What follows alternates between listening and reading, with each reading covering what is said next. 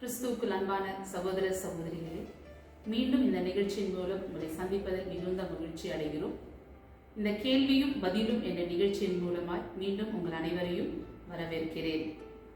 இன்றைய தலைப்பு தெய்வ சித்தம். தெய்வ சித்தம் என்றால் என்ன?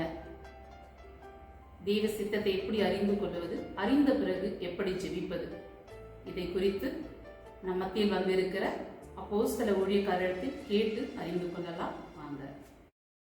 Price lord pastor. Praise lord. எப்படி இருக்கீங்க பாஸ்டர்? கர்த்தருடைய கிருபையால் நல்ல சுகமாக இருக்கிறேன். இந்த கேள்வியும் பதிலும் நிகழ்ச்சியில் மீண்டும் உங்களை சந்திப்பதில் மிகுந்த மகிழ்ச்சி பாஸ்டர். எனக்கும் மகிழ்ச்சியான காரியம் இது. இன்றைக்கு நம்ம தெய்வ சித்தம் என்றால் என்ன தலைப்பில் பேச போறோம் பாஸ்டர். அந்த காலத்தில் அப்படின்னா பழைய ஏற்பாட்டின் காலத்திலிருந்து இந்த புதிய ஏற்பாட்டின் காலம் வரைக்கும் ஜெபித்துக் கொண்டு இருக்கிறார்கள். அநேக ஜெபித்துக் கொண்டே இருக்கிறார்கள். ஆனா தெய்வ சித்தம் இன்னதென்று அறிந்து ஜெபிக்கிறாங்களா? தெய்வ சித்தம்னா என்ன? இது உங்களுடைய கண்ணோட்டம் என்ன? கேட்ட கேள்வி மிக முக்கியமான கேள்வி. என்னவென்று சொன்னால், எல்லோருமே ஜெபிக்கிறோம், ஜெபிக்க வேண்டும் என்ற ஒரு வாஞ்சை நமக்கு இருக்கிறது. தேவன் ஜெபத்தை கேட்க ஆயத்தமாக இருக்கிறார். ஜெபிப்பது நம்முடைய வேலையா இருக்கிறது. ஜெபம் என்பது ஜீவனா இருக்கிறது. ஜெபிக்க வேண்டும். ஆனால் நீங்கள் கேட்ட கேள்வி என்னவென்று சொன்னால், தெய்வ சித்தத்தின்படி ஜெபிக்கிற ஜெபங்கள் இருக்கிறதா என்ற ஒரு கேள்வி. அதனால் இதுதான் ஒரு பெரிய கேள்வி. நாம் எல்லோரும் ஜெபிக்கிறோம், ஜெபங்களை ஏறெடுக்கிறோம். ஆண்டவருடைய ஜெபத்தை கேட்க வேண்டும் என்று சொல்லி நினைக்கிறோம். அது சரியான ரீதிதான். ஆனால் கர்த்தருடைய சித்தத்துக்கும் நம்முடைய ஜெபத்துக்கும் என்ன சம்பந்தங்கள் இருக்கிறது என்பதை நன்றாக நாம் வேதத்தின் அடிப்படையிலே அதை பார்த்து, தெய்வ சித்தத்தின்படி நாம் ஜெபிப்பது தேவனுடைய உள்ளத்துக்கு பிரியமானதா இருக்கும் என்று சொல்லி நினைக்கிறேன். பழைய ஏற்பாட்டின் காலங்களில் தெய்வ சித்தத்தை அறிந்து ஜெபித்தவர்களை குறித்து கொஞ்சம் சொல்ல முடியுமா? கடந்து வருகிறேன். பழைய ஏற்பாட்டின் காலத்தில் ஆதி ஆகமத்திலிருந்து மலாக்கி எழுதின புத்தகம் வரைக்கும் அநேக ஜெபங்களை குறித்து பார்க்கிறோம். முதல் ஆரம்பத்தில் காணப்பட்ட ஜெபம் என்று பார்க்கும்போது முதலாவதாக நாம் ஆபிரகாமை குறித்து, விசுவாசத்தின் தகப்பன் என்று அழைக்கப்படுகிற ஆபிரகாமை குறித்து நாம் பார்க்கிறோம். ஆபிரகாமுடைய வாழ்க்கையில் ஒரு சிறிய பிரச்சனை ஏற்பட்டது. அந்த பிரச்சனை என்னவென்று சொன்னால், லோத்தும் ஆபிரகாமும் பிரிந்து போகிற ஒரு நேரம், ஒரு அனுபவம். அந்த நேரத்தில் என்ன நடந்ததுன்னு சொன்னால், ஆபிரகாமும் லோத்தும் ஒன்றாயிருந்தவர்கள் அவர்கள் பிரிந்து போகிறார்கள். அப்படியே நாம் பார்க்கும்போது ஆதியாகமம் 19ஆம் அதிகாரத்தில் பார்க்கும்போது அங்கே சோதோம் கோமரா என்ற பட்டணத்தை குறித்து பார்க்கிறோம். சோதோம் கோமரா என்ற பட்டணம் 18ஆம் அதிகாரம் 26ஆம் வசனம் இதே ஆதியாகமத்தில் பார்க்கும்போது அங்கே 3 புருஷர்கள் ஆபிரகாமுடைய வீட்டுக்கு கடந்து வருகிறார்கள். அவர்கள் வழியிலே உட்கார்ந்து கொண்டிருக்கிறார்கள். ஆபிரகாம் அவர்களை அழைத்துக் கொண்டு வந்து அன்றைக்கு இரவு அவர்கள் புசிப்பதற்கு ஒரு நல்ல போஜனத்தை, ஆகாரத்தை அவர்களுக்கு ஆயத்தப்படுத்துகிறார். ஆயத்தப்படுத்தி அவர்களை வழி அனுப்பும்படி ஆபிரகாம் வீட்டிலிருந்து வெளியே அப்படியே நடந்து அவர்களுடைய உறவாடி கொண்டு வருகிறார்.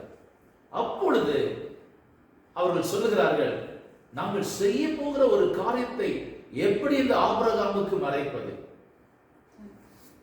அதை வெளிப்படுத்தி சொல்லிதான் ஆக வேண்டும் என்று சொல்லி நாங்கள் கடந்து போய் சோதம் குமரா பட்டணத்தை சந்திக்க போகிறோம். அந்த சோதம் குமரா பட்டணத்தின் அக்கிரமம் பரலோகத்தை எட்டிருக்கிறது என்று சொல்லி அந்த தேவதூதர்கள் சொல்லுகிறார்கள்.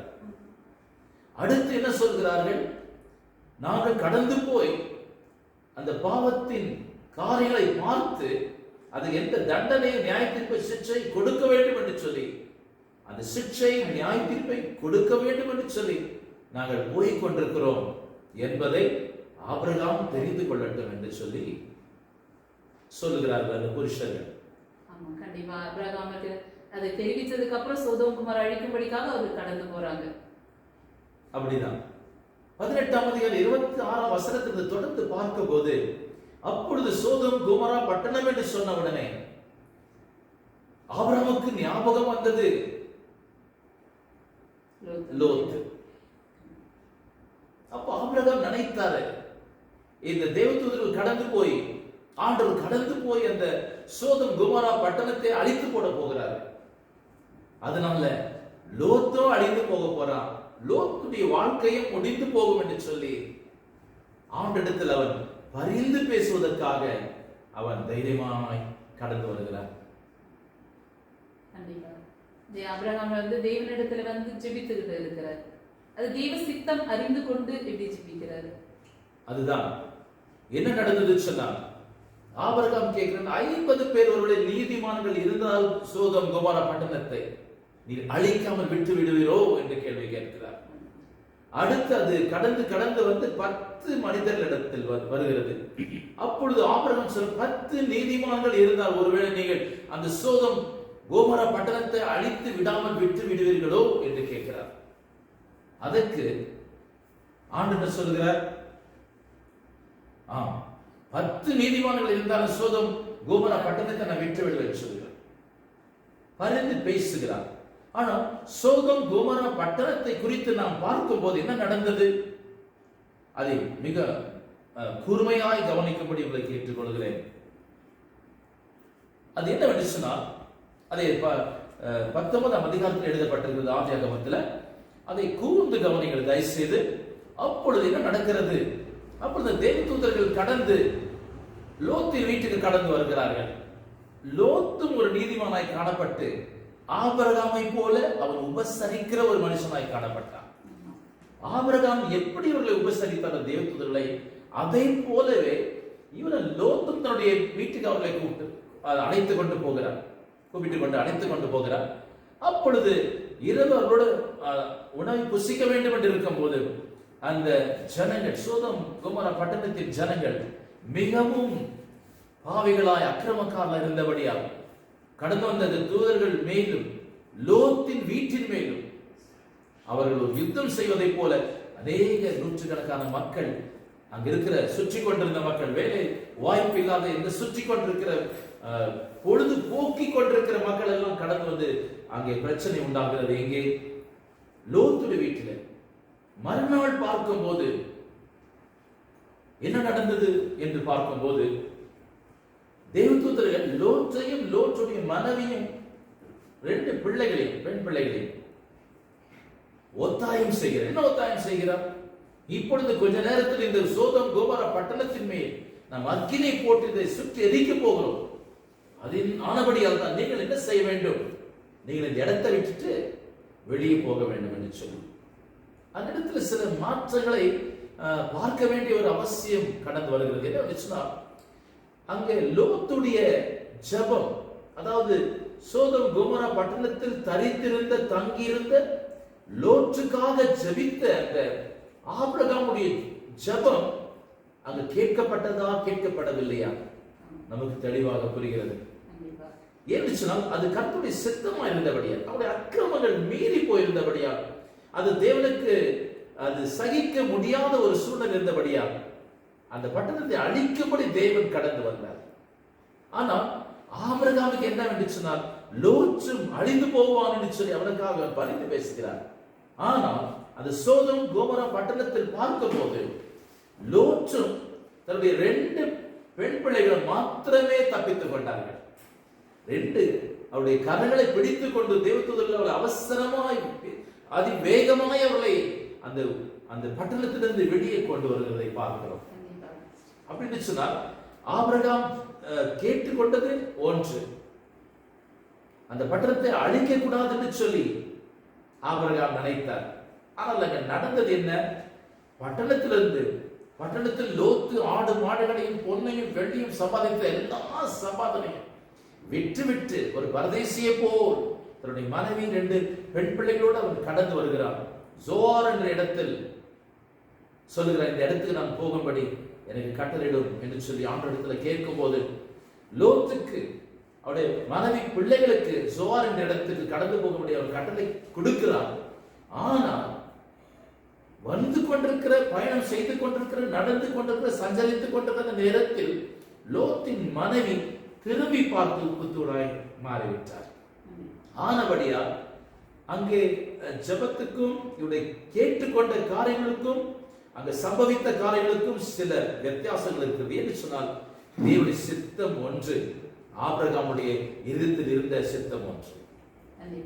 நீங்க சொன்னது மிகுந்த ஆழமான கருத்து.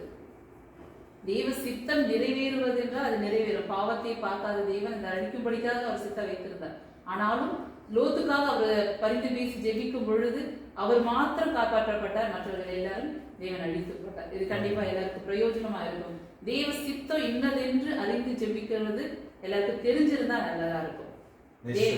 கண்டிப்பா கஷ்டம். அந்த தேவ சித்தத்தை எப்படி அறிந்து கொள்வது கஷ்டம். எப்படி அறிந்து கொண்டு அதற்காக ஜெபிப்பது? கேட்ட கேள்வி ரொம்ப நல்ல கேள்வி. என் உள்ளம் சந்தோஷப்படத்தக்கதாக மகிழ்கின்ற ஒரு கேள்வி. ஆதி ஆகமத்திலிருந்து மலாக்கி எழுதின தீர்க்கதரிசியின் புத்தகம் வரைக்கும் தீர்க்கதரிசிகள் எழுதின பரிசுத்த ஆவியால் தீர்க்கதரிசிகளை கொண்டு எழுதின புத்தகங்கள் இவை. 39 புத்தகங்கள் பழைய ஏற்பாட்டின் காலத்தில். என்னவென்று சொன்னால், இன்னொரு காரியம் என்று சொன்னால், சாலமோனை குறித்து பார்க்கிறோம், தாவீதை குறித்து பார்க்கிறோம். சீனாய் மலையிலிருந்து தேவனுடைய கற்பனைகளை கொண்டு வந்த மோசை குறித்து பார்க்கிறோம். மோசைக்குள்ள இப்பேற்பட்ட பிரச்சனைகள் ஏற்பட்டது.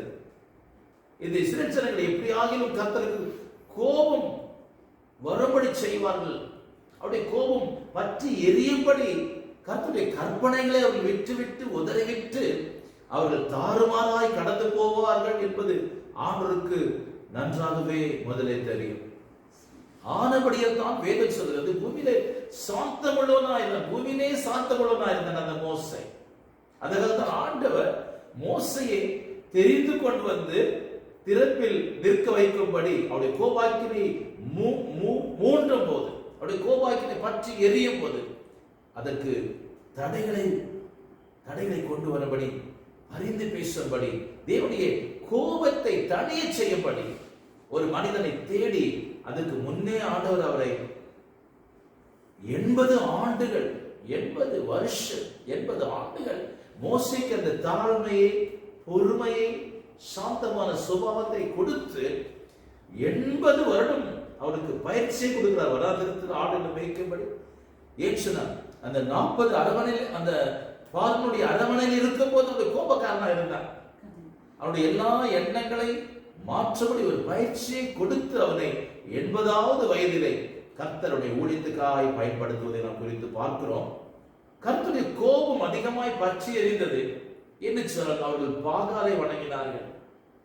ஆதியாகமம் 32ஆம் அதிகாரத்தில் பார்க்கும் 32ஆம் வசனத்தில் பார்க்கும் போது இங்கே யார் பரிந்து பேசுகிறார்? மோசே யாரோடு பரிந்து பேசுகிறார்?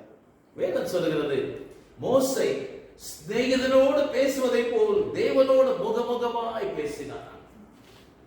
அப்படின்னு சொல்ல என்ன அர்த்தம்? தேவனுடைய சித்தத்தை நாம் புரிந்து கொள்ள வேண்டும் என்று சொன்னால் தேவனுடைய இருதயமும் நம்முடைய இருதயம் ஒன்றாய் மாறும். அவர் சித்தம் இன்னதென்று அறிந்து கொள்ள வேண்டாம், அவருடைய சமூகத்தில் இருந்தாதான் நம்மளால தெரிஞ்சு கொள்ள முடியும். அதனால்தான் அதிகமாய் மோசே தேவனோடு சஞ்சரித்தபடியா தேவனுடைய சுபாவங்களை, தேவனுடைய உள்ளத்தில் இருக்கிற அந்த காரியங்களை, எப்படியாக தேவனுடைய உள்ளம் இருக்கிறது என்பதை அவன் புரிந்து கொண்டு அந்த ஏற்ற நேரத்தில் அவன் தேவனோட சரியான நேரத்தில் சரியான வழியில் தேவனோடு அவன் அறிந்து பேசுகிறான். தேவ சித்தத்தை அறிந்து ஜெபித்த பக்தர்களை குறித்து கொஞ்சம் சொல்லுவீங்களா? பழைய ஏற்பாட்டின் காலத்தில் இருந்தாலும் புதிய ஏற்பாட்டின் நாட்களிலும் கூட தேவ சித்தம் அறிந்து ஜெபித்த ஊழியக்காரர் அநேகர் உண்டு. தேவ சித்தம் நிறைவேற்றப்பட்ட காரியங்களும் உண்டு. அதை குறித்து கொஞ்சம் சொல்லுங்க. ஆமாம், பழைய ஏற்பாட்டின் காலத்தில் ஆகிலும் புதிய ஏற்பாட்டின் காலத்தில் ஆகிலும் வேதம் ஒன்றுதான், தேவன் ஒருவர். பழைய ஏற்பாட்டின் காலத்தில் தேவன் வேற தெய்வம் அல்ல, புதிய ஏற்பாட்டின் காலத்தில் தெய்வம் வேற தெய்வம் அல்ல. அவர் தான் நேற்றும் இன்றும் என்றும் மாறாதவர்.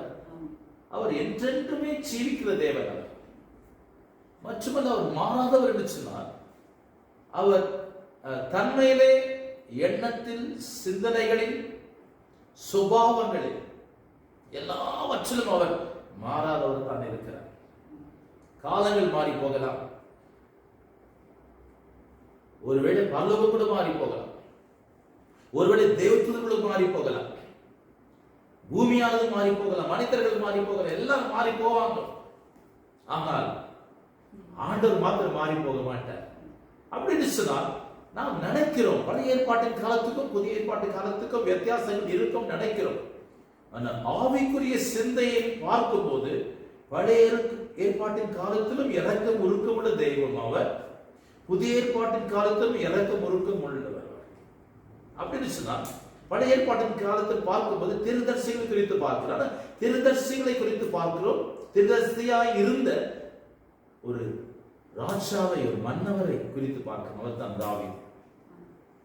ஆண்டவர் தாவீதை பார்த்து ஒரு வார்த்தை சொல்லுகிறார், இவன் என் இருதயத்துக்கு ஏற்ற தாசன் என்று சொல்லி, is after my own heart என்று சொல்கிறார். அப்போ மோசே குறித்து ஆண்டவர் அந்த வார்த்தை சொல்லவில்லை, கவனிக்கணும். வேறு தீர்க்கதரிசிகளை குறித்து அந்த வார்த்தை ஆண்டவர் சொல்லல. ஆனா தாவீதை கொண்டு அவர் சொல்கிறார், தாவீதின் இருதயத்துக்கு ஏற்ற தாசன் என்று சொல்லி. அப்படின்னா தேவனுடைய இருதயத்தை புரிந்து கொண்ட ராஜா, தெய்வ சித்தம் என்னன்னு புரிஞ்சுக்கிட்ட ஒரு ராஜாவா இருந்தார். நிச்சயமா. அதனால அவர் இருதயத்துக்கு ஏற்ற தாசன் சொல்லிட்டு இருக்காரு. அப்படின்னு சொன்னால் ஆண்டுடைய சுபாவத்தை, குண லட்சணங்களை, தேவன் எப்படிப்பட்டவர், இப்பேற்பட்ட சூழ்நிலைகளிலும் அவருடைய எண்ணம், உள்ளம் எப்படியாய் மாறுகிறது என்பதை தாவீது நன்றாக புரிந்து கொண்டார். எல்லா விதத்திலும் அவன் வனாந்திரத்தில் ஆடுகளை மேய்த்துக் கொண்டிருக்கிற நேரத்தில் அவன் தேவனோடு சஞ்சரித்த மனுஷன். அடுத்து அவன் ராஜாவாக மாறின போதும் அவன் தேவனோடு சஞ்சரித்தது. அவனுடைய வாழ்க்கையில சில காரியங்கள், நேரிட்ட காரியங்களை கவனித்து பார்ப்போம். தாவீது ஜெபிக்கிற எல்லா ஜெபத்தையும் ஆண்டவர் கேட்டார். அவர் சொல்ல, என் வாயின் வேண்டுதலை எல்லாவற்றில் என் இதயத்தின் நினைவுகளை நீர் பூர்த்தி செய்கிறீர், என் நினைவுகளை நீ நிறைவேற்றுகிறீர் என்று சொல்கிறார். அப்போ தாவீது எதிர்பார்த்த காரியங்கள் எல்லாவற்றையும் ஆண்டவர் கொடுத்தார். ஆனால் அவர் ஒரு பாவத்தை செய்கிறார். அந்த பாவத்தை செஞ்சபடியால் அங்க ஒரு குழந்தை பிறக்கிறது. அந்த குழந்தை பிறந்த பிறகு அந்த குழந்தை மரிக்கிற தருவாயில் இருக்கிறது. அப்பொழுது என்ன செய்ய வேண்டும்? தாவீது என்ன செய்கிறார்? உபவாசம் எடுக்கிறார், ஜெபம் செய்கிறார். உபவாசம் எடுத்து ஜெபம் செய்கிறார், அழுது புலம்புகிறார். என்ன காரணம்? அந்த குழந்தை எப்படியாவது பிழைக்க வேண்டும் என்று சொல்லி ஆண்டவர் ரொம்ப அதிகமாய் போராடினார். ஆனால் நடந்த காரியம் என்ன? அந்த இடத்தில் தாவீதுடைய ஜெபங்கள் நிராகரிக்கப்பட்டது. அந்த இடத்துல தாவீதுடைய ஜெபத்துக்கு ஆண்டவர் பதில் கொடுக்கவில்லை. மரிக்க கூடாது என்று எதிர்பார்த்து கொண்டிருந்த குழந்தை மரித்து போனது. அடுத்து தாவீது என்ன செய்ய வேண்டும்?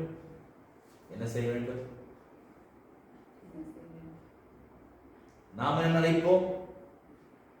சரி, என்னுடைய ஜெபத்தை ஆண்டவர் கேட்கல, அப்போ நான் என்ன பண்ணணும்?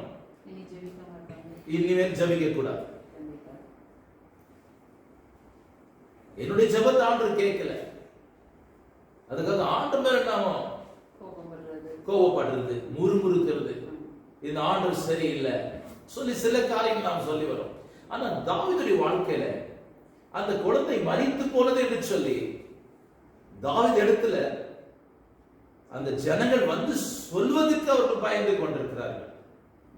அவர்கள் பேசிக் கொண்டிருக்கிற தூரத்தில் நின்று கொண்டு என்ன சொல்லி எப்படி சொல்வது?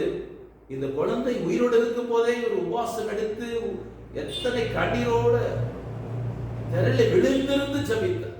இப்போ அந்த குழந்தை மரித்து போனது என்று சொன்னால் இன்னும் அதிகமாக ஆரம்பிப்பார்கள் இவர்கள் என்று சொல்லி அந்த ஜனங்கள் நினைத்தார்கள். ஆனால் நடந்த காரியம் என்ன? தாவீது கேட்டார் அவரை பார்த்து, என்ன பேசிக் கொண்டிருக்கிறீர்கள்? குழந்தை மரித்து போனதா என்று கேட்டார். அவள் சொன்னார், ஆம் அரசரே, குழந்தை மரித்து போனது சொன்னார். தாவீது அதற்காக அழவே இல்லை. உடனே எழுந்து கடந்து வந்து அவன் ஸ்நானம் செய்து உடைகளை, நல்ல உடைகளை அணிந்து கொண்டு அவன் கேட்டான், எனக்கு ஆகாரம் கொடுங்க, நான் சாப்பிட புசிக்க வேண்டும் என்று சொல்லி. அவர்கள் என்னப்பா ஆச்சரியப்பட்டு சொன்னார்கள், இந்த குழந்தை மரிக்கும் போது அழுது கொண்டிருந்தாய், மரித்து போன பிறகு ஏன் அதிகமா அழவில்லை என்று சொன்னார். அப்பொழுது தாவீது சொன்னார், அந்த குழந்தை மரிப்பதற்கு முன்னே நான் ஜெபம் செய்தேன், உபவாசம் எடுத்தேன், கண்ணீர் சிந்தி புலம்பினேன். என்னவென்று சொன்னால், ஒருவேளை ஜெபத்தை கேட்டு அந்த குழந்தை பிழைக்காமல் சொல்லி, இப்போ அந்த குழந்தை மரிச்சு போச்சு, மரித்து போனது. ஆனபடி அதுக்கு அடுத்து நான் என்ன செய்யக்கூடாது? ஆண்டவரிடத்தில் போராடுவது, ஜெபம் செய்வது, கண்ணீர் விடுவது, உபவாசம் எடுப்பது வீணாய் போகும். இப்பொழுது நான் என்ன செய்ய வேண்டும்? செய்கிற காரியங்களை செய்ய வேண்டும் என்று சொன்னார். மிகுந்த ஆழமான உதாரணங்கள். தாவீது எப்படி ஜெபித்த தேவ சித்தம் இதுதான் அறிந்த பிறகு தேவனுக்கு விட்டு கொடுத்து அடுத்த வேலைக்கு கடந்து போனார். அது ஒரு அருமையான உதாரணம். ரொம்ப நல்லது. இதுல நிறைய கத்துக்கிறதுக்கு நிறைய விஷயங்கள் இருக்கு. அது அநேகருக்கு பிரயோஜனமா இருக்கும். எல்லாரும் ஜனங்களுக்கும் அது யூஸ்ஃபுல்லாகவும் இருக்கும் இந்த நாளில. அப்ப கூட பாஸ்டர், தெய்வ சித்தம் என்னதுன்னு அநேகர் அறியாது இருக்காங்க. அது அறிந்த பிறகு அதற்காக எப்படி ஜெபிக்கலாம்? இப்போ ஜெபித்து கொண்டு இருக்கிறவங்க இந்த காலகட்டங்களில் ஜெபித்துட்டு இருக்காங்க. எல்லாரும் ஜெபிதான், வீடுகள்ல ஜெபிக்கிறாங்க, ஆலயங்கள்ல ஜெபிக்கிறாங்க, எல்லா இடத்துலயும் ஜெபிச்சுட்டு தான் இருக்காங்க. ஆனா இந்த ஜெபங்கள் எல்லாம் கேட்கப்படுகிறதா? தெய்வ சித்தத்தின்படிதான் ஜெபித்து கொண்டிருக்கிறார்களா? நீங்க கேட்ட கேள்வி ரொம்ப மிக முக்கியமான கேள்வி. அதாவது சில மக்களுக்கு இந்த அதாவது அவர் என்ன, அவர் விசுவாசம் எப்படி இருக்குதுன்னு சொன்னா, நான் ஜெபிச்சுட்டேன், என் ஜெபத்தை ஆண்டவர் கேட்பார். விசுவாசம் இருக்கிறது நல்லதுதான். ஆனா ஆண்டவர் ஒரு வார்த்தை சொல்லுகிறார். எசேக்கியேல் 22ஆம் அதிகாரம் 30ஆம் வசனத்தில் சொல்லுகிறார். ஆண்டவர் சொல்றார், திறப்பின் வாசலில் நிற்கும்படி ஒரு மனிதனை நான் தேடினேன். வேதத்தை வாசிக்கும் போது ரொம்ப தெளிவாய் நிதானித்து நிறுத்தி வாசிக்க வேண்டும். நம்ம கதை புத்தகங்களை போல வேற புத்தகங்களை போல வாசிக்கிறதுனால தான் வேதத்தின் காரியங்களை, வேதத்தின் விளக்கங்களை நன்றாக புரிந்து கொள்ள நம்மால் முடியாமல் போகிறது. அதுதான் காரணம். வேதம் சொல்றது, இரவும் பகலும் வேதத்தில் தியானமா இருக்கிற மனுஷன் பாக்கியவான் அப்படின்னு சொன்னா, வேதத்தை வாசிக்க வேண்டும் நன்றாக, அதுக்கு நேரத்தை செலவிட்டு அந்த வசனங்களை எந்த சூழ்நிலையில எப்பேற்பட்ட கால கட்டத்தில் ஆண்டவர் அதை சொன்னார் என்பதை நிறுத்தி கவனிக்க வேண்டும். இப்பொழுது ஆண்டவர் சொல்கிற அந்த எசேக்கியேல் 22ஆம் அதிகாரம் 30ஆம் வசனத்தை சொல்கிறார், திறப்பின் வாசல். திறப்பின் வாசல் என்று சொன்னால் என்ன? நாம் சாதாரணமாக புரிந்து கொள்கிறோம். இப்போ ஜனங்களை அழித்து போட வேண்டும் என்று சொல்லி ஆண்டவருடைய கோபாக்கினை எழுப்பினது இஸ்ரேல் ஜனங்கள் மேல். 32ஆம் அதிகாரத்தில் வாசித்தோம் யாத்திராகமத்தில். அப்பொழுது ஆண்டவர் இன்னும் அந்த ஜனங்களை அழித்து போட வேண்டும், அந்த ஜனங்களை அழித்து போட வேண்டும், வேற வழியே இல்லை. அப்பொழுது மோசே கடந்து போய் ஆண்டவரிடத்தில் பரிந்து பேசுகிறார். அதுதான் திறப்பின் வாசல் என்று சொல்வது. கர்த்தருடைய கோபாக்கினை, கர்த்தருடைய நியாய தீர்ப்பு, தண்டனை, சிக்ஷை, சாபம் கடந்து வரும்போது நடுவில் போய் நின்று பரிதவித்து ஜனங்களுக்காய் பரிந்து பேசுவதுதான் திறப்பின் வாசல் நிற்பது. அப்படின்னு சொன்னால் மோசே திறப்பின் வாசலிலே அங்க நிற்கிறார். இங்கே ஆண்டவர் சொல்கிறார் 22:30 எசேக்கியேல் சொல்கிறார், திறப்பின் வாசலில் நிற்கத்தக்கதாக ஒரு மனிதனை நான் தேடினேன். அப்போ ஆண்டவர் எத்தனை பேரை தேடுகிறார்? ஒரு மனிதனை தேடுகிறார். ஆனா அவர் சொல்கிறார், வசனத்தை சொல்கிறார், ஒரு மனிதனை தேடியும் கண்டடையவில்லை. என்ன வசனம் இது? சத்திய வசனம், நேற்றும் இன்றும் என்றும் மாறாத வசனம். அப்படின்னு சொன்னா அவர் சொல்ற திறப்பின் வாசலில் நிற்கபடி, இது ஜனங்களுடைய கர்த்தருடைய கோபாக்கினை எழும்பி வரும்போது, கர்த்தருடைய நியாய தீர்ப்பு, தண்டனை, சிக்ஷை, சாபத்திலிருந்து ஜனங்களை விடுதலை ஆக்கும்படி, அறிந்து பேசத்தக்கதாக திறப்பின் வாசலில் நிற்கும்படி ஒரே ஒரு மனிதனை தேடினேன், தேடியும் கண்டடையவில்லை. இப்பொழுது நாம் ஜபித்துக் கொண்டிருக்கிற ஜபங்கள், அந்த ஜபத்தின் பேர் என்னன்னு சொன்னார்? திறப்பின் வாசல். திறப்பின் வாசல் என்பது உண்மையான காரியம். ஆனால் திறப்பின் வாசலிலே நிற்கிற ஒரு மனிதனை தேடினேன், தேடியும் கண்டடையவில்லை. ஆண்டு சொன்னார், எனக்கு முன்னே கடந்து வந்தவர்கள் திருடர்களும் கள்ளர்களுமா இருக்கிறார்கள். நானே நல்ல மேய்ப்பன், நல்ல மேய்ப்பன் தன் ஆடுகளுக்காய் தன் ஜீவனை கொடுக்கிறேன் என்று சொன்னார். அப்படின்னு சொன்னா, அதாவது கூலிக்காக, பணத்துக்காக ஆடுகளை மேய்க்கிறவனை குறித்து சொல்லுகிறார். நானே நல்ல மேய்ப்பன் என்று சொல்லி உதாரணத்தை ஆண்டு கொடுக்கிறார். அப்படின்னு சொன்னால், தன்னை அந்த அளவுக்கு தியாகம் செய்கிற ஒரு உண்மையான ஒரு திறப்பின் வாசல் இருக்கிற ஒரு ஊழியனை அவர் எதிர்பார்க்கிறார். அந்த 32 அதிகாரம் 32 வசனம் தொடர்ந்து பார்க்கும்போது, கர்த்தருடைய கோபம் அதிகமாய் பற்றி வரும்படி ஜனங்கள் செய்தார்கள். அப்பொழுது மோசே அந்த திறப்பின் வாசலில் நின்று சொல்கிறார், ஆண்டவரே, உடைய கோபம் முதலாவதாக என்னை அழிக்கும். ஒருவேளை இந்த ஜனங்களுடைய பாவங்களை நீ மன்னிக்காமல் இருப்பீர் என்று சொன்னார், ஜீவ புஸ்தகத்தில் என்னுடைய பேரை கிறுக்கி போடும் சொன்னார். அப்படின்னு சொன்ன என்ன அர்த்தம்? ஒருவேளை இந்த ஜனங்கள் நரகத்துக்கு போனால் நானும் அவர்களோட நரகத்துக்கு போக ஆயத்தமா இருக்கிறேன். ஒருவேளை இந்த ஜனங்கள் பரலோகத்துக்கு போனால் நானும் பரலோகம் போகிறதுக்கு ஆயத்தமா இருக்கிறேன். அப்படின்னு சொன்னால் அந்த தகப்பனுடைய ஒரு உள்ளம், தாயுடைய உள்ளம், அந்த ஆண்டவருடைய உள்ளம், அந்த உள்ளம் ஆண்டவர் கொடுத்த உள்ளம் தான். ஆண்டவரால் ஏற்படுத்தப்பட்ட மனுஷன் தான் திறப்பின் வாசலில் நிற்கத்தக்கதாக தேவனால் தெரிந்து கொள்ளப்பட்ட மனுஷன், அபிஷேகம் பண்ணப்பட்ட மனுஷனா மோசம் இருந்தபடியால் கர்த்தருடைய சித்தத்தை அந்த இடத்தில் நிறைவேற்றும்படி ஒரு காரணமாக இருந்தது. கண்டிப்பா பாஸ்டர். மோசே அந்த நாளை பரிந்து பேசி அவங்களுக்காக தன்னையே தாழ்த்தி ஜெபித்த பொழுது அவர் அது மனதுருகி அந்த ஜனங்களுக்காக அதை அழிக்காமல் விட்டார். அது மிகுந்த உதாரணம், ரொம்ப பெரிய உதாரணம் பாஸ்டர். அது நிறைய பிரயோஜனமா இருக்கும். இந்த காலத்துல ஊழியர்கள் மாத்திரமே அப்படி திறப்பில் நின்று ஜெபிக்கணும் இல்ல, ஒவ்வொரு விசுவாசிகளும் தெய்வ சித்தத்தை அறிந்து ஜெபிக்கணும். கேட்ட கேள்வி நல்ல கேள்வி. வேதத்தின், அதாவது திறவுகோல் என்று அழைக்கப்படுகிற ஒரு வசனம் உண்டு. வேதத்தின் திறவுகோல், the key of the Bible, அதுதான் யோவான் 3 அதிகாரம் 16 ஒருவனும் இந்த உலகத்தில் கெட்டு போவது கர்த்தருடைய சித்தம் இல்லை. இந்த திறப்பின் வாசலிலே அவர் தேடியும் ஜனங்கள், ஏற்ற நபர்கள், ஏற்ற மனிதர்கள் கிடைக்காத காரணமாகத்தான் இயேசு கிறிஸ்து கடைசி பாவ நிவாரண பலியாய் கடந்து வந்தார். அப்பொழுது இயேசு கிறிஸ்து வாழ்ந்த நாட்களில் பார்க்கும்போது, ரோம அரசாங்கத்தில் பார்க்கும்போது, வேத வரலாற்றில் பார்க்கும்போது, இயேசு கிறிஸ்துவை போல சிற்றையை, அந்த பாரமான சிலுவையை, இந்த இரத்த சாட்சியாய் மரித்தவர்கள், அந்த அளவுக்கு மரித்தவர்கள் யாரும் இல்லை. இரத்த சாட்சிகளிலே பிரதான இரத்த சாட்சி இயேசு கிறிஸ்து. அப்படின்னு சொன்னால் அவர் பிதாவுடைய சித்தத்துக்கு தம்மை முழுமையாய் ஒப்பு கொடுத்தார், அர்ப்பணித்தார். தேவனுடைய சித்தத்துக்கு எந்த காரியத்தையும் அவர் எதிர்த்து பேசவில்லை. கர்த்தர் கொடுத்த சித்தத்தை நிறைவேற்றும்படி கடந்து வந்தார்.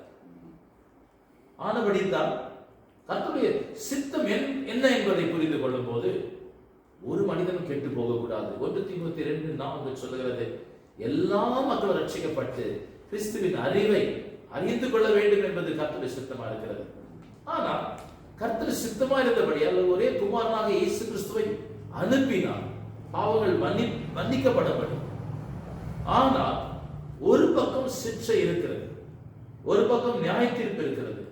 இவைகள் மத்தியில் நமக்கு மன்னிப்பு கொடுக்கப்பட்டிருக்கிறது. ஆனபடியால் அந்த ஏற்ற கர்த்தருடைய சித்தத்தை புரிந்து கொண்டு, கர்த்தருடைய உள்ளத்தை புரிந்து கொண்டு எப்படியாக ஜெபிக்க வேண்டும் என்பதை நாம் தெரிந்து கொள்ள போகிறோம். நீங்கள் கேட்ட கேள்வி ஒன்றை என்னோட சொன்னால், ஊழியக்காரர்கள் மாத்திரமே ஜெபிக்க வேண்டுமா, இல்ல விசுவாசிகள் மாத்திரமே ஜெபிக்க வேண்டுமா என்று சொல்லி. ஜெபம் என்பது ஊழியக்காரர்களுக்கு மாத்திரமே கொடுக்கப்பட்ட காரியம் அல்ல, அது விசுவாசிகளுடைய உயிராய் ஜீவனாய் கூட இருக்கிறது என்று சொன்னார். அநேக மக்கள் நினைக்கிறார்கள் நானும் ஊழியம் செய்ய வேண்டும், அதாவது புருஷர்களை போல் நானும் ஊழியம் செய்ய வேண்டும் என்று சொல்லி, இல்ல ஸ்திரீகளை போல் நானும் ஊழியம் செய்ய வேண்டும் என்று சொல்லுகின்ற ஒரு எண்ணம், ஒரு வாஞ்சை, ஒரு ஏக்கம் நமக்குள் உண்டாகிறது. ஆனால் ஊழியம் செய்வது நாம் நினைக்கிறோம் தேவனுடைய வார்த்தைகளை பிரசங்கம் பண்ணுவதுதான் ஊழியம் செய்வது என்று சொல்லி, எல்லாம் ஊழியங்களிலும் பிரதான ஊழியம் என்னவென்று சொன்னால் திறப்பின் வாசலில் நின்று ஜெபிப்பது. அப்படின்னு சொன்னால் நம்மை நாம் பரிசுத்தமாக்கி கொள்ளணும். கர்த்தரின் பார்வையில நமக்கு இரக்கம் தயவு கிடைக்கணும். முதலாவதாக நாம் அதற்கு தகுதிகளை பெற்றவர்களாய் தேவனுடைய சமூகத்தில் கடந்து போகும்போதுதான் நம்முடைய ஜெபத்துக்கும் நம்முடைய விண்ணப்பத்துக்கும் மற்றுமெல்லாம் திறப்பில் நின்று நாம் சொல்லுகிற காரியங்களை கர்த்தர் ஏற்றுக்கொள்வார். அப்படின்னு சொன்னால் அது ஒரு ஊழியக்காரனா இருந்தாலும் ஒரு விசுவாசியா இருந்தாலும் பரிந்து பேசுவது, ஜனங்களுக்காக பரிந்து பேசுவது, அது ஆண்டுடைய சுபாவமா இருக்கிறபடியால், பரிசுத்த ஆவியனுடைய அது ஒரு எண்ணமா இருக்கிறபடியால், அது விசுவாசிகளா இருந்தாலும் கூட ஊழியக்காரர்களா இருந்தாலும் கூட நாம் அழிந்து போகிற ஜனங்களுக்காய் பரிந்து பேசி இந்த திறப்பின் வாசல் ஜெபத்தை யாராகிலும் செய்யலாம். கண்டிப்பா பாஸ்டர். இது அநேகர் ஊழியம் செய்ய விரும்புகிறவர்களானாலும் ஜெபிப்பது எப்படி என்று அறிந்து கொள்கிறவர்கள் பிரயோஜனமா இருக்கும் நான் நம்புறேன். கண்டிப்பா திறப்பில் நின்று அதை சித்தத்தை அறிந்து எப்படி ஜெபிக்கணும், அந்த பரிசுத்தத்தோட தேவ சித்தத்தை அறிந்து ஜெபிக்கிறது எப்படி, இன்னைக்கு நீங்க சொன்ன ஒவ்வொரு வார்த்தையும் அநேகருக்கு ரொம்ப பிரயோஜனமா இருக்கும் பாஸ்டர். இதை இன்னைக்கு பார்த்துட்டு இருக்கிற ஒவ்வொருவரும் அந்த சகோதர சகோதரிகளான அந்நிய தெய்வங்களை வணங்குகிறவர்கள் பிள்ளைகளா இருந்தாலும் இந்த நாளையில நீங்க அவங்களுக்கு எப்படி ஜெபிக்கலாம்னு நீங்க சொன்னீங்கன்னா அது அவங்களுக்கு இன்னும் பிரயோஜனமா இருக்கும். ஏன்னா அநேகருக்கு சித்தம் என்னன்னு தெரியாது. ஒரு சித்தம் அறிந்து ஜெபிக்கிறவர் சிலரா தான் இருக்கிறாங்க. அநேகர் ஜெபிக்கிறாங்க, ஆனா தெய்வ சித்தத்தை அறிந்து ஜெபிக்கிறார். ஆனா இன்றைய நாளில நீங்க சொல்லுகிற அந்த வார்த்தை அவங்களுக்கு பிரயோஜனமா இருக்கும். தெய்வ சித்தத்தை அறிந்து எப்படி ஜெபிக்கலான்னு அவங்களுக்கு நீங்க சொல்லுங்க. நிச்சயமா நாம் எல்லோரும் கிறிஸ்தவர்களாய் ரட்சிக்கப்பட்ட நாட்களில் நாம் நினைப்பது என்னவென்று சொன்னால் நாமும் ஜெபிக்க வேண்டும், நாமும் ஜெபிக்க வேண்டும், நாமும் ஜெபிக்க வேண்டும். ஆனால் ஜெபிக்க வேண்டும் என்ற ஒரு வாஞ்சை, ஒரு தாகம் ஒரு பக்கம் சொன்னார் வெறி என்று சொல்றார். அவர் 5 மணி நேரம் ஜெபிக்கிறார், நான் 7 மணி நேரம் ஜெபிக்கணும், அவ்வளவுதான். அவர் 5 மணி நேரம் ஜெபிக்கிறார், நான் 6 மணி நேரம் ஜெபிக்கணும். ஜெபத்தில் போட்டிகள். அவர் 10 மணி நேரம் ஜெபம் நடத்துறார், நான் 20 மணி நேரம் ஜெபத்தை நடத்துறேன். ஜெபம் என்பது கர்த்தருக்கு உரியது. ஜெபம் என்பது கர்த்தருடைய சமூகத்தில் சேருவது. ஆமென். ஜெபம் என்பது தேவனுடைய உள்ளத்தை மாற்றுகிறது, தேவனுடைய கோபாக்கினை தணிய செய்கிறது.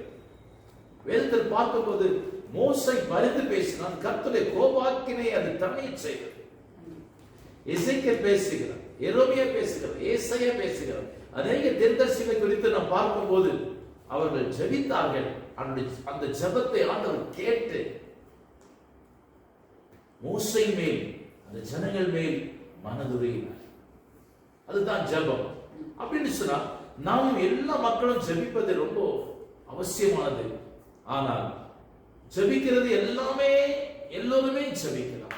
ஆனால் ஜெபம் என்பது கர்த்தருடைய சித்தத்தின்படி ஜெபிக்கிற ஜெபம் தான் கேட்கப்படும்.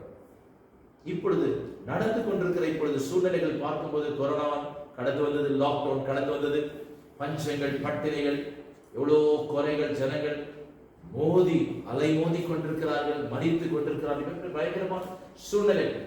இந்த சூழ்நிலையிலே பல ஊழியர்களும் பல கூட்ட ஜனங்களும் ஜபிக்க வேண்டும் என்று ஜபித்துக் கொண்டிருக்கிறார்கள். ஆனால் ஒரு ஊழியனிடத்தில் நான் பேசிக் கொண்டிருந்தேன். அந்த திறப்பின் வாசல் நின்று ஜபிக்கிறதை பற்றி பேசிக் கொண்டிருக்கும் அவர் சொன்னார், நினவே மக்களை கர்த்தர் மன்னித்து விட்டார், ஜபத்தை கேட்டு என்று சொல்லி. ஆனால் ஒருவேளை இந்த சூழ்நிலையை ஒருவேளை ஆண்டவர் நம்முடைய ஜபங்களை கேட்டு ஜனங்களை மன்னிப்பாரா, மன்னிக்காமல் போவாரா? அது பெரிய கேள்வி. என்ன சொன்னால் வேதத்தின் வசனங்கள் நிறைவேறாமல் ஒரு காலம் போகாது. வானம் பூமியும் ஒழிந்து போக இந்த வார்த்தைகள் ஒரு காலம் ஒழிந்து போகாதுன்னு சொன்னார். அப்படின்னு சொன்னால் அந்தி கிறிஸ்து வருவான் என்று எழுதப்பட்டிருக்கிறது. வியாதிகள் வரும் என்று சொல்லி சத்திய வேதத்தில் குறிப்பிடப்பட்டிருக்கிறது. நோய்கள் வரும், பூமி அதிர்ச்சிகள் வரும், பஞ்சங்கள் வரும், பிரச்சனைகள் வரும், பசி பட்டினி வரும், பட்டயங்கள் வரும், ஜனங்கள் மடிந்து போவார்கள், செத்து போவார்கள் என்று சொல்லி வேதத்தில் எழுதப்பட்டிருக்கிறது. இப்பொழுது வேதத்தில் எழுதப்பட்ட காரியங்கள், ஆண்டு சொல்லியிருக்கிற வார்த்தைகள் நிறைவேற வேண்டும் என்று நாம் ஜெபிக்க வேண்டுமா, இல்லை நிறைவேறாமல் போக வேண்டும் என்று ஜெபிக்க வேண்டுமா? நீங்கள் சொல்லுங்கள். தேவ சித்தம் நிறைவேறவே வந்தது. அதனால் அவருடைய வார்த்தை நிறைவேறாமல் ஒன்று கூடாது. ஒவ்வொரு முடிகளை எண்ணி வைத்திருக்கிற தேவன் ஒரு மனுஷன் மரித்து போக வேண்டும், கர்த்தருடைய சித்தம் இல்லாமல் மரிக்க மாட்டான். அப்போ கொரோனா வந்துச்சுன்னு சொன்னா அவனுடைய சித்தம் இல்லாம கொரோனா வந்துச்சா? இப்ப பஞ்சம் பட்டினி வந்துச்சா? அழிவுகள் வந்துச்சா? அப்போ கர்த்தருடைய சித்தம் இல்லாத வந்துச்சா? கர்த்தருடைய சித்தத்தின்படி தான் வந்துச்சு. அப்போ நம்ம என்ன ஜெபம் பண்ணோம்? இப்ப நம்முடைய ஜெபம் உதாரணத்துக்கு சொல்லணும், தப்பா நினைத்துக் கொள்ள வேண்டாம். இப்போ கொரோனா அழியணும், கொரோனா அழியணும், கொரோனா அழியணும், கொரோனா அழியணும். நம்முடைய ஜெபம் என்னன்னா கொரோனா செத்து போனா எல்லாம் பிரச்சனை செத்து போச்சு. அப்போ கர்த்தர் ஒரு நியாய தீர்ப்பை எழுதி வைத்திருக்கிற வேதத்துல இப்ப வெட்டிக்கிளைகளை வந்திருக்கிறது. குஜராத்தில் வெட்டிகளை குறித்து எழுதப்பட்டிருக்கிறது. வெட்டிக்கிளைகள் வேதத்தில் கொடுக்கப்பட்டிருக்கிறது. அழிவுக்காக கர்த்தர் அனுப்புகிறார். அப்பொழுது வேதத்தில் எழுதப்பட்ட காரியங்கள் நிறைவேறக்கூடாது என்று ஜபிப்பது கர்த்தருடைய சித்தத்துக்கு விரோதமான காரியங்கள். ஆனபடியால் தான் இந்த சூழ்நிலைகளை எந்த காரியத்தை கர்த்தர் நியாயத்திற்கு தண்டனை மனம் திரும்புதலை அனுப்பும் போது அதுக்கு நம்முடைய ஜபங்கள் ஒத்துழைக்கிற ஜபங்களாக காணப்பட வேண்டும். கண்டிப்பா பாஸ்டர், நீங்க சொன்னது உண்மையிலே ரொம்ப பிரயோஜனம். தேவ சித்தம் இன்னதென்று அறிந்து ஜெபிக்கணும்ன்றத ரொம்ப விளக்கமா சொன்னீங்க. இன்னும் நிறைய காரியங்கள் நம்ம இதை குறித்து பேசலாம், தெரிந்து கொள்ளலாம். இன்றைக்கு நீங்க கொடுத்த ஒவ்வொரு உதாரணங்களானாலும் சரி, பதில்களானாலும் சரி, இந்த கேள்வியும் பதிலும் நீங்க கொடுத்த ஒவ்வொரு விளக்கத்துக்காக மிகுந்த நன்றி செலுத்துகிறோம். காத்துட்டு இருக்கிற ஒவ்வொரு நேயர்களுக்கும் அது பிரயோஜனமா இருக்கும் நான் நம்புறேன். ஏன்னா இன்னைக்கு கொடுத்த அதே தலைப்புல இன்னும் தொடர்ந்து நம்ம பேசலாம். இன்னும் நிறைய அநேக தலைப்புகளை குறித்து, அநேக கர்த்தருடைய வார்த்தைகளை குறித்து நம்ம பேசலாம். இன்றைக்கு நீங்க கொடுத்த இந்த ஒவ்வொரு வார்த்தைகளுக்காக, பதில்களுக்காக, இன்னைக்கு நீங்க கொடுத்ததுக்காக மிகுந்த நன்றி செலுத்துகிறோம் பாஸ்டர். கர்த்தருக்கு நன்றி. கர்த்தர் இந்தமான தருணத்தை உங்களுக்கும் எனக்கும் நேயர்களுக்கும் பகிர்ந்து கொண்டு பேசும்படி கர்த்தர் பெரிய கிருபையை நமக்கு கொடுத்தார். கர்த்தருக்கு முதலாவதாக நன்றி செலுத்துகிறேன். இந்த வார்த்தைகளை கர்த்தர் அருளினார். அதை கேட்டு நம்முடைய வாழ்க்கையை சரிப்படுத்தி கொண்டு ஏற்ற காலத்தில் ஏற்ற சித்தத்தின்படி, தெய்வ சித்தத்தின்படி ஜெபிப்பதை நாம் கற்றுக்கொள்வது நலம் என்று விசுவாசிக்கிற கர்த்தர்கள் யாவரையும் ஆசீர்வதிப்பார். என்ன நேயர்களே, இந்த நிகழ்ச்சியை பார்த்தீங்களா? இது உங்களுக்கு மிகுந்த பிரயோஜனமா இருக்கும் என்று நான் நம்புகிறேன். கிறிஸ்துக்களாக நான் நம்புகிறேன். இந்த கேள்வி பதிலும் நிகழ்ச்சியில வந்த ஒவ்வொரு கேள்வியிலும் உங்களுக்குள்ள இருந்த கேள்விகள் நான் நம்புறேன். இன்னும் அநேக கேள்விகள் உங்களுக்குள்ள இருந்தா கீழே காணுகிற அந்த இமெயில் ஐடியில நீங்க அனுப்பி கொடுங்க. அதற்கான விடைகளை அடுத்த எபிசோட்ல நம்ம பார்த்து அறிந்து கொள்ளலாம். கர்த்தர் உங்களை ஆசீர்வதிப்பாராக. ஆமென்.